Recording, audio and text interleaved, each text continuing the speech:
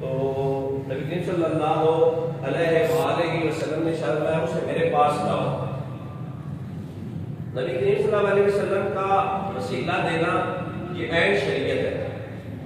فرمایا جب اپنی جانوں پہ ظلم کر بیٹھو نا میرے محبوب کے در پر آئے۔ وَإِذْ ظَلَمُوا وَلَوْ أَنَّهُ إِذْ ظَلَمُوا جَاءُوا، جب اپنی جانوں پہ ظلم کر بیٹھو کہاں جاؤ؟ مسجد میں۔ محبوب اکرم نور مجسم کے در پر مجرم ہو تو منہ مشکوں سے بھگوتے ہوئے آؤ، آؤ آؤ ترے تمام پر روتے ہوئے آؤ۔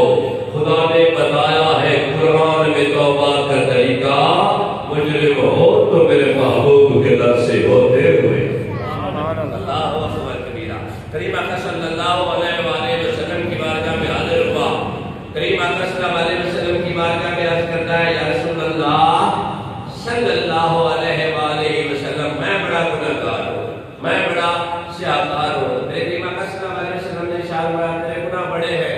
عرض کرتا ہے یا رسول اللہ بہت بڑے گناہ ہیں۔ میرے پاک نبی کریم صلی اللہ علیہ وآلہ وسلم نے دریافت فرمایا کیا تو نے اپنی زندگی میں کبھی شرک کیا ہے؟ عرض کرتا ہے بندہ نواز میں نے اپنی زندگی میں کبھی شرک نہیں کیا۔ میرے کریم نے ارشاد فرمایا کیا تو نے کسی کو ناحق قتل کیا ہے؟ عرض کرتا ہے بندہ نواز میں نے کبھی کسی کو ناحق قتل بھی نہیں کیا۔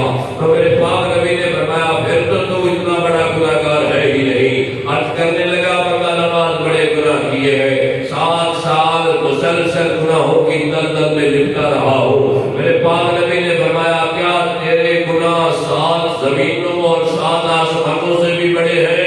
عرض کرنے لگا یا رسول اللہ میرے گناہ بڑے ہیں۔ میرے کریم نے فرمایا عرش اولیٰ سے بھی بڑے ہیں۔ عرض کرتا ہے نہیں بندہ نواز شاید اس سے بھی بڑے ہیں۔ پاک نبی نے فرمایا بتا تیرے گناہ بڑے ہیں یا رب کی رحمت؟ لا تقنطوا من رحمت اللہ، اللہ کی رحمت سے مایوس نہیں ہونا۔ ہاتھ جوڑ کر عرض کرتا ہے مالک اللہ کی رحمت بڑی ہے۔ میرے پاک نبی نے فرمایا زمین سے لے کر آسمان تک، آسمان سے لے کر زمین تک، شرق سے لے کر غرب تک، پچھم سے لے کر پورب تک، اگر کسی بندہ کے گناہ ہو ندامت ہو جائے، احساس ندامت ہو جائے، احساس شرمندگی ہو جائے، اللہ کی بارگاہ میں جھک جائے، نظریں جھکا کر کہے میرے مالک میں اپنے کیے ہوئے گناہوں پر شرمندہ ہوں، تو میری معافی تو مجھے معاف کر دے، تو میں وعدہ کرتا ہوں اللہ تبارک و تعالیٰ اسے معاف کر دے گا۔ وہ عرض کرتا ہے بندہ نواز میرے گناہوں کا معاملہ عجیب ہے۔ پاک نبی نے ارشاد فرمایا بتا تیرے گناہ کیسے ہیں؟ ہاتھ جوڑ کر عرض کرنے لگا یا رسول اللہ اگر میں نے اپنا قصہ آپ کی بارگاہ میں بیان کر دیا تو مجھے بڑی حیا آئے گی، میں شرمندہ ہو جاؤں گا۔ پاک نبی نے فرمایا آج نہیں بتائے گا تو کب بتائے گا؟ ہاتھ جوڑ کر عرض کرتا ہے یا رسول اللہ صلی اللہ علیہ وسلم میں جوان ہوں، 7 سال تک میرا کام یہ تھا کہ قبرستان میں جو بھی مردہ مرد یا عورت لایا جاتا میں اس کا کفن کھینچ لیتا اور اسے بازار میں جا کر بیچ آتا۔ یا رسول اللہ ان 7 سالوں میں ایک واقعہ عجیب ہو گیا جو میری زندگی بدل گیا۔ قریب والے قبیلے کی ایک نوجوان عورت کا وصال ہو گیا، اسے قبرستان میں دفنایا گیا۔ جب میرا طریقہ واردات تھا رات کی خاص پیر میں آیا، میں نے جب اس کا کفن کھینچا تو شیطان مجھ پر غالب آ گیا۔ اس نوجوان عورت کے ساتھ میں نے منہ کالا کر دیا۔ منہ کالا کرنے کے بعد رات سویا، اسی نوجوان عورت نے میرے خواب میں میرے دروازے پر دستک دے کر کہا میں نے تیرے ساتھ کیا کیا تھا جو تو نے مجھ پر اتنا بڑا ظلم کر دیا، مجھے ظلم بھی کر دیا، میرا لباس بھی چھین لیا، روز محشر ہر کوئی پاک اٹھے گا، غسل ہوا اٹھے گا، تو نے مجھے ظلم بھی کر دیا۔ یہ بات اس عورت کی کرنی تھی کہ مجھ پر کبھی تاری ہو گئی، پسینے میں شراب ہو گیا، میں نے اس سے بڑی معافی مانگی لیکن اس نے کہا روز محشر جب اللہ تبارک و تعالیٰ میدان عدل سجائے گا اس وقت تیرے گریباں پر میرے ہاتھ ہوگا، تو نے مجھ پر بڑی زیادتی کی ہے۔ ادھر کریم آقا صلی اللہ علیہ وآلہ وسلم نے جب یہ بات سنی تو چشمان کرم میں سامن کے بادلوں کی طرح بارش برسنے لگی۔ میرے پاک نبی نے فرمایا تو نے بڑا ظلم کیا ہے. کفن چلانا الگ بات تھی لیکن کسی کی پاک دامنی پہ ہاتھ ڈالنا بڑا ظلم ہے. میرے کریم آقا صلی اللہ علیہ وسلم نے روایت میں آتا ہے غصے کا اظہار کیا اور اس کے سینے پر تماچا مارا. میں دفع ہو جا اللہ کی بارگاہ میں جا کر معافی مانگ. میں نے روایت میں پڑھا اس کتاب میں لکھا ہوا ہے 70 دن رات تک 70 رات اور دن جنگلوں میں رہا. اللہ کی بارگاہ میں رو رو کر معافی مانگی ہے میرے مالک گناہ کر بیٹھا ہوں. شیطان کے جنگل میں آ گیا تھا مجھ سے غلطی ہو گئی میرے مالک تو مجھ کو معاف فرما. ادھر 70 راتیں گزری تھی. اگلے دن میرے پاک نبی کی بارگاہ میں حضرت ابراہیم علیہ السلام پیغام لے کر آیا اور عرض کرنے لگا یا رسول اللہ صلی اللہ علیہ وسلم تمام کائنات کا خالق اور مالک محمد کو سلام کہتا صلی اللہ علیہ وسلم. ادھر میرے پاک نبی کی بارگاہ میں سلام کیا گیا. میرے کریم آقا صلی اللہ علیہ وسلم کی بارگاہ میں حضرت ابراہیم علیہ السلام عرض کرتے ہیں میرے مالک اللہ کے محبوب اے محمد مصطفیٰ اے احمد مجتبی. اللہ تبارک و تعالیٰ فرماتا ہے میں کائنات کا خالق ہوں یا نہیں. پاک نبی نے فرمایا بے شک میرا رب کائنات کا خالق ہے مالک ہے. فرمایا کیا رب معاف کرنے پر قادر ہے یا نہیں. عرض کی بے شک میرا مالک معاف کرنے پر قادر ہے. فرمایا کیا کل کائنات کا رازق خدا ہے یا نہیں. عرض کی بے شک میرا خدا کل کائنات کا رازق اور مالک ہے. تو فرمایا پیارے محمد کیا رب اپنی مخلوق سے پیار کرتا ہے یا نہیں. عرض کی مالک بے شک اللہ ایک ماں سے نہیں 70 ماں سے زیادہ اپنی مخلوق سے پیار کرتا ہے. تو فرمایا پیارے محمد اتنا سب کچھ جانتے ہوئے بھی میرے اس بندے کو مایوس تو نے کیوں کیا ہے. تجھ پر اگر تجری اللہ تکنا تو میرے رحمت اللہ کی رحمت سے مایوس نہ ہو. پیارے محمد اس گناہگار کو بلا اس گناہگار کو بلا اس کی سچی توبہ میری بارگاہ میں قبول ہو گئی ہے. بس میں تیری دعا سے کہلوانا چاہتا ہوں پیارے محمد صلی اللہ علیہ وسلم میرے رب نے اسے بخش دیا ہے. جب اس جوان کو یہ پیغام پہنچایا گیا تو اللہ کی عزت اور جلال کی قسم دارو قطار رونے لگا اور عرض کرنے لگا آج پتہ چل گیا ماں پیار تھوڑا کرتی ہے پر خالے کئی ماں سے زیادہ پیار.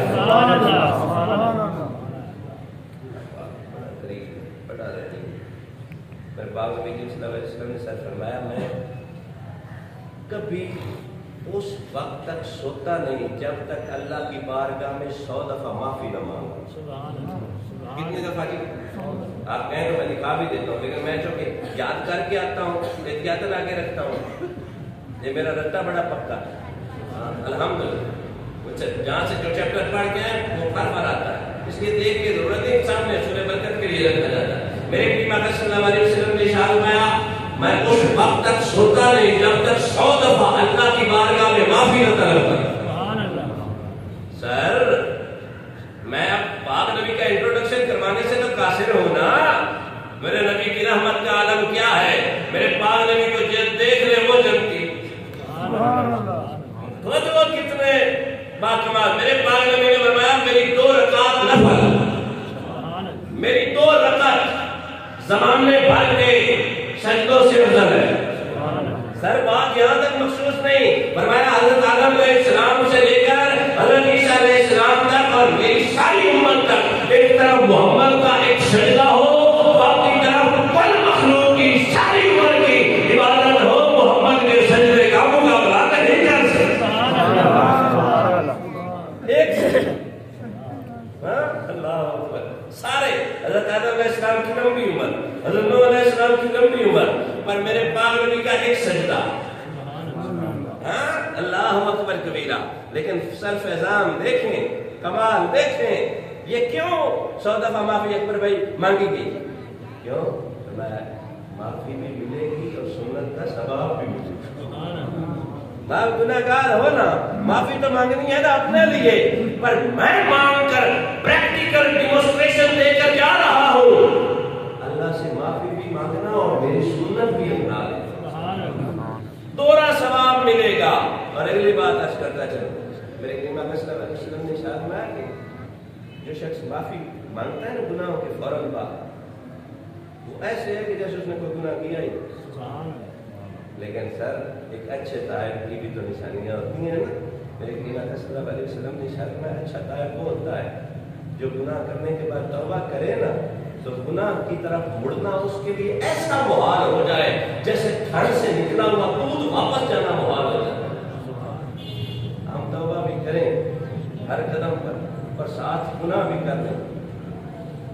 اس بارے میں کریم آقا صلی اللہ علیہ وسلم نے کہا کہ جو توبہ بھی کرتے ہیں اور پھر اس نیت کے ساتھ دوبارہ گناہ کر لیتے ہیں کہ توبہ کر لیں گے. میرے پاک نے فرمایا وہ تو ایسا ہے جیسے کوئی ہم سے مذاق کر رہا تھا. یہ بات تو نہیں تھی. اور میں اگلی بات بھی عرض کرتا چلوں. میرے کریم آقا صلی اللہ علیہ وآلہ وسلم نے ارشاد فرمایا ایک شخص توبہ کر لے نا اس کا مستقبل جیسا بھی گزرا ہو. ہمارے یہاں نا تھوڑا سا ریتی رواج مختلف ہے نا. کوئی خاص وقت تھا اگر کوئی ہمارا بھائی اس کا کچھ وقت گناہوں میں گزرا ہے اب وہ سچا طائب ہو گیا ہے داڑھی بھی ماشاءاللہ رکھ لی ہے صوم و صلات کا بھی ہمیں جی پابند ہے تو ہمارے یہاں المیہ یہ ہے کہ ہم اسے بار بار بازی یاد دلاتے ہی رہتے ہیں. یار کبھی سوچنا چاہیے کہ بھائی کا معاملہ اور میرا معاملہ اللہ کی بارگاہ میں پیش ہونے والا ہے. میں کون ہوں حضرت کو کہنے والا کہ ایک وقت تھا تو یہ کیا کرتا تھا. اب سن لیں اس پہ وعید ہے. میرے باپ نے فرمایا کسی کا مستقبل جیسا بھی گزرا ہو تو اس کی طرف انگلی نہ اٹھانا. اگر انگلی اٹھاؤ گے جو کہو گے نا اس وقت تک تمہیں موت نہیں آئے گی جس وقت تک جیسا اس کا ماضی گزرا ہے تمہارا حال نہ گزر جائے. میں کہتا ہوں یہ تو شرابی تھا مجھ سے بات کرتا ہے آج نمازی ہو گیا ہے. اس کا جو بھی معاملہ وہ رب کی بارگاہ میں سب کون ہوتا ہے. کریم آقا صلی اللہ علیہ وسلم کا نا ایک غلام حضرت ماعز بن مالک رضی اللہ تعالیٰ عنہ ان سے نا زنا ہو گیا. اب معاملہ کریم آقا صلی اللہ علیہ وسلم کی بارگاہ میں پیش کیا گیا. بس سمیٹ رہا ہوں تو میں نے جو بات کی اس کی دلیل پہ میں یہ حدیث پاک پیش کر رہا ہوں. کریم آقا جیسے کوئی کریم آقا صلی اللہ علیہ وسلم کی بارگاہ میں حاضر ہوا آقا عرض کرتا ہے یا رسول اللہ صلی اللہ علیہ وسلم میں زنا کر بیٹھا ہوں مجھ پر حد جاری فرما. کریم آقا صلی اللہ علیہ وسلم نے صحابہ کو کہا ذرا دیکھو نا اس نے شراب تو نہیں پی ہوئی. اللہ علامہ نے عرض کی یا صلی اللہ علیہ وسلم نے ایسا دو تین میرے باپ نے چانس دیے پر وہ کہتا رہا یا رسول اللہ مجھے پاک کی یا رسول اللہ مجھے پاک کی. جب تین بار ہو گئے نا اعتراف پہ جرم ہو گیا تو پھر میرے کریم آقا صلی اللہ علیہ وسلم نے فرمایا ہاں اب تجھ پر حد جاری ہو. سر ان کا اعتقاد ان لوگوں کا اعتقاد بھی بڑا کمال تھا. وہ ہماری طرح کمزور ایمان والے نہیں. ان کا گزر بسر جیسے بھی ہوتا تھا توکل کی دولت سے مالا مال اور ان کا ایمان تھا اگر ہم اپنے سیکرٹس جو ہیں وید اپنے نبی کے سامنے ڈسکلوز نہیں بھی کریں گے نا تو ہمارا نبی جانتا ضرور ہے. اللہ کہا یا رسول اللہ صلی اللہ علیہ وسلم مجھے پاک کریں میں اپنے جرم کی پاداش جہاں ہی برداشت کرنا چاہتا ہوں. روز محشر مجھ میں اتنی شدت نہیں ہے کہ میں اس سزا کو برداشت کرتا ہوں. میرے پاک نبی صلی اللہ علیہ وسلم نے ارشاد فرمایا کہ اسے سنسار کیا جائے. کریم آقا صلی اللہ علیہ وسلم کے غلام کو جب سنسار کیا جا رہا تھا نا حضرت سیدنا ابو ہریرہ رضی اللہ تعالیٰ عنہ کہتے ہیں کہ میں دیکھ رہا تھا ادھر اس کو پتھر مارے جا رہے ہیں تو میرے کریم آقا صلی اللہ علیہ وسلم مسجد نبوی میں مضطرب ہیں بے قرار ہیں بے چین ہو کر چل رہے تھے اور چشمان کرم سے آنسو گر رہے تھے. کسی غلام نے عرض کیا صلی اللہ علیہ وسلم فیصلہ بھی تو آپ نے ہی سنایا ہے سرکار بنا ہوا کون کرے گا امت کے دعا. فرمایا وہ میرا ادب تھا یہ میرا پیار ہے. جب ان کا وصال ہو گیا نا تو کسی نے کہہ دیا نا وہ تو بڑا بڑا مائز بڑا گناہگار تھا، لیکن آقا صلی اللہ علیہ وسلم نے نا جسمانی کرم سے آنسو صاف کرتے ہوئے فرمایا تمہیں کیا پتا میرے مائز کی توبہ کی بکت کیا ہے؟ اگلا جملہ سننے والا اور آپ دھیان سے سنیں گے، لیکن آقا صلی اللہ علیہ وسلم نے فرمایا پورا عرض پر جتنے بھی گناہگار ہیں، جتنے بھی گناہگار ہیں، اگر ان کے درمیان میرے مائز کی توبہ بانٹ دی جائے نا، ان کی بخشش کے لیے مائز کی توبہ کرو۔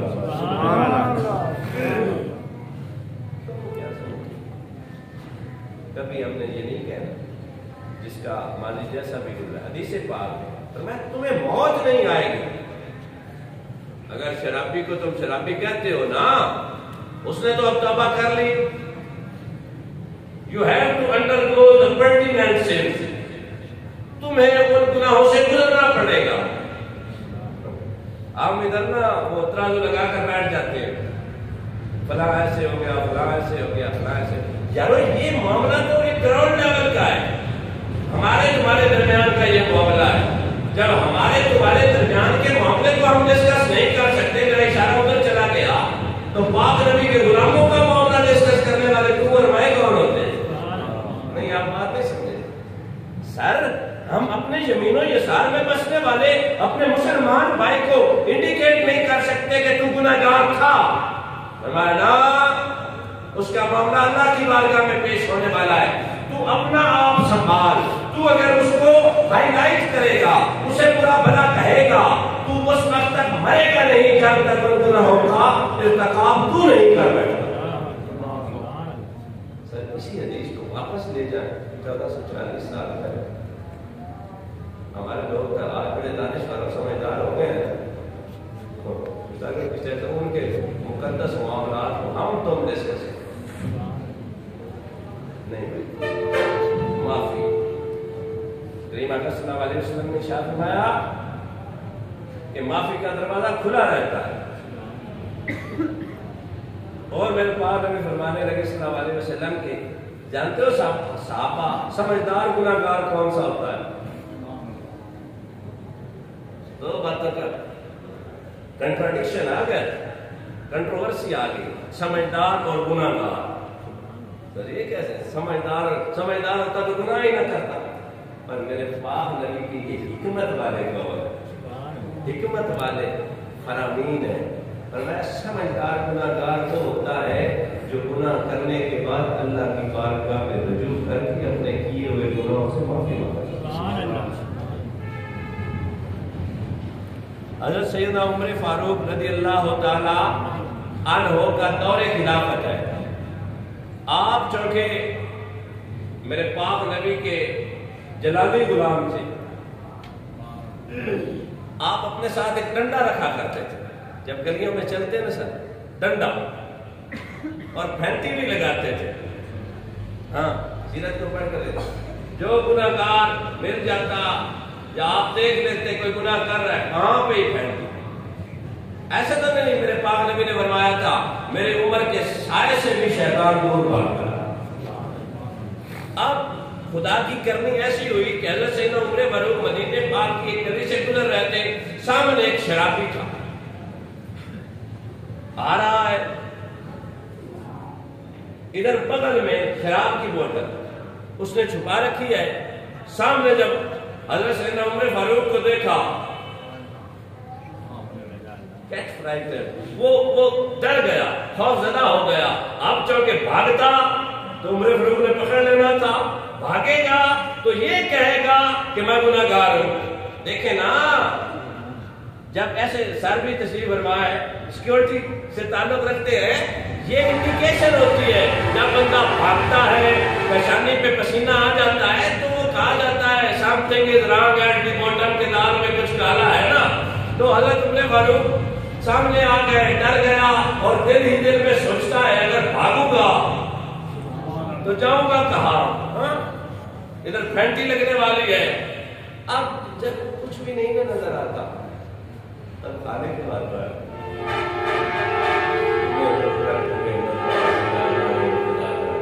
تو دیوا بال کے رکھڑ دیوا جانے ہوا جانے، ایک پوری تھی وے نہ تھی وے مگر بیکار نہیں رہتی، دعا شاکر تم کی رات دعا جانے خدا ادھر زبان بند اللہ کی بارگاہ میں عرض کرتا ہے میرے مالک میں گناہگار ہوں نا، سیاہکار ہوں نا، بدکار ہوں نا، شرابی بھی ہوں، مالک میں مانتا ہوں، میں اپنے گناہوں کا کنفیس کرتا ہوں، اعتراف کرتا ہوں، میرے مالک آج عمر سے بچا لے، میرے مالک آج عمر سے بچا لے، میں آئندہ کبھی شراب نہیں پیوں گا۔ اس وقت حضرت فاروق بھی قریب آ چکے تھے، فرمایا بتا تیرے پاس کیا ہے؟ مومن اللہ کے نور سے دیکھتا ہے، مومن اللہ کے نور سے دیکھتا ہے۔ ادھر زبان سے نکل گیا اے امیر المومنین، اے خلیفۃ المسلمین، میرے پاس سرکہ ہے۔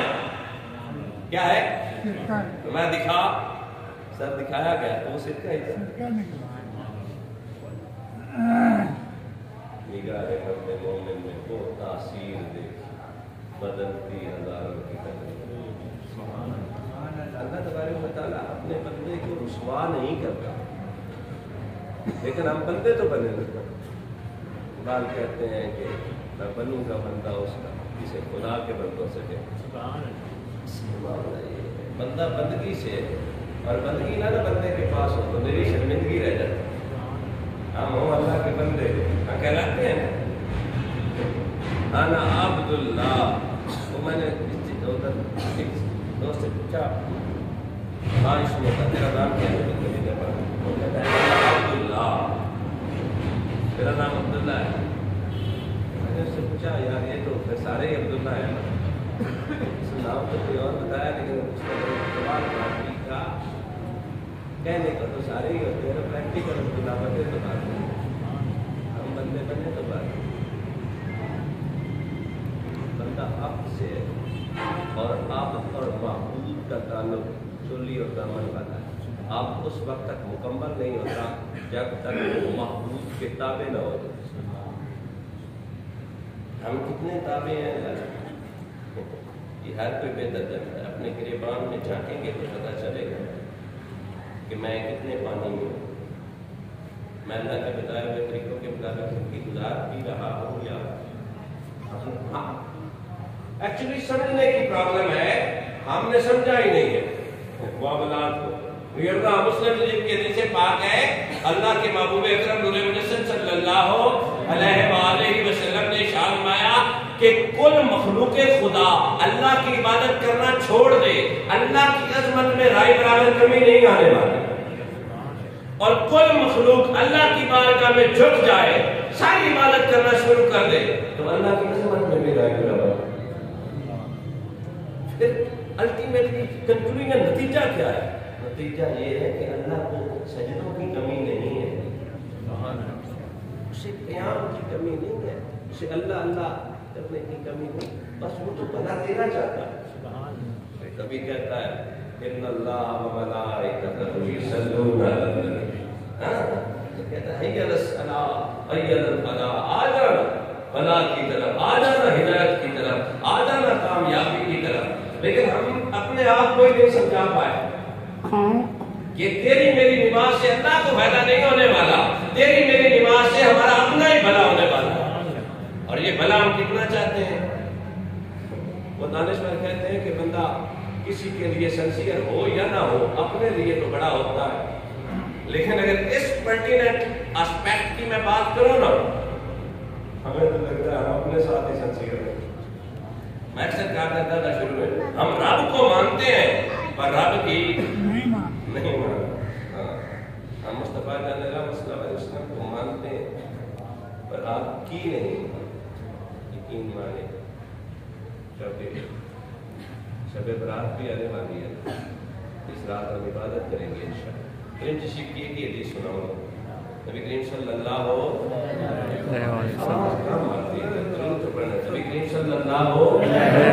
وسلم اقرا سیدہ طیبہ طاہرہ سیدہ عائشہ صدیقہ رضی اللہ تعالی عنہا مومنوں کی ماں ہجرت اقدس میں تشریف فرما تھے۔ رات کا ایک پہر آیا، کریم اکرم صلی اللہ علیہ وسلم وہاں سے باہر تشریف لائے اور قبرستان میں رکے۔ ادھر سیدہ عائشہ صدیقہ رضی کریم آقا اب میں پہلے بھی عرض کرتا ہوں، یہ بھی یہاں پہ بتاتا چلوں کہ کریم آقا صلی اللہ علیہ وسلم کو ڈھونڈنے کی ضرورت نہیں پڑتی، خوشبوئیں کہتی تھی قدموں میں زمین کو رہنے دو، چہرے کا تصور مشکل ہے، جب چاند سے بڑھ کر ہے ٹیڑھی انسان کا کیا سبحان اللہ سبحان، خوشبوئیں بتاتی تھی کہ میرے پاک نبی یہاں سے گزرے، ایسا پاک پیچھے پیچھے آ گئی، دیکھا تو کریم آقا صلی اللہ علیہ وسلم چہرہ اقدس آسمان کی طرف اٹھا کر کچھ مانگا، پوچھا عائشہ کیا تجھ پر یہ گمان گزرا تھا کہ میں کہیں اور چلا گیا؟ عرض کی یا رسول اللہ صلی اللہ علیہ وسلم آپ مالک ہیں، آپ مالک ہیں، میں تو مالک ہی کہوں کہ ہو مالک کے حبیب، یعنی محبوب و محب میں نہیں میرا دل۔ اللہ نے کمال کر دیا، آپ مالک ہیں، جہاں مرضی، جہاں آپ کی منشا بن جائے، جہاں آپ کی رضا بن جائے تشریف لا جا سکتے ہیں۔ میں پوچھنے والی کون ہوں؟ اور میں نہیں، ایسی بات نہیں ہے، آج 15 شعبان، سبحان اللہ، آج 15 شعبان، اللہ تبارک و تعالیٰ نے میرے امتیوں میں سے کون سا قبیلہ آپ جی؟ وہ ایک خاص قبیلہ تھا جس قبیلے کے پاس کثرت میں بھیڑیں تھی، کثرت سے بھیڑیں تھی۔ پاک نبی کریم صلی اللہ علیہ وسلم نے ارشاد فرمایا آج کی رات 15 شعبان کی رات اللہ تبارک و تعالیٰ اپنی شیان شان کے مطابق پہلے آسمان پر تشریف فرما ہوتا ہے اپنی شیان شان کے مطابق، اور فرمایا جاتا ہے کہ کون ہے مجھ سے معافی طلب کرنے والا، میں اس کی مغفرت کروں، کون ہے مجھ سے رزق مانگنے والا، میں دوسری روایت عرض کر رہا ہوں، کون ہے مجھ سے رزق مانگنے والا، میں رزق دوں، کون ہے لمبی عمر مانگنے والا، میں اسے لمبی عمر دوں، کون ہے مجھ سے اپنی اولاد مانگنے والا، میں اولاد دوں، کون ہے اپنی مغفرت مانگنے والا، میں مغفرت دوں۔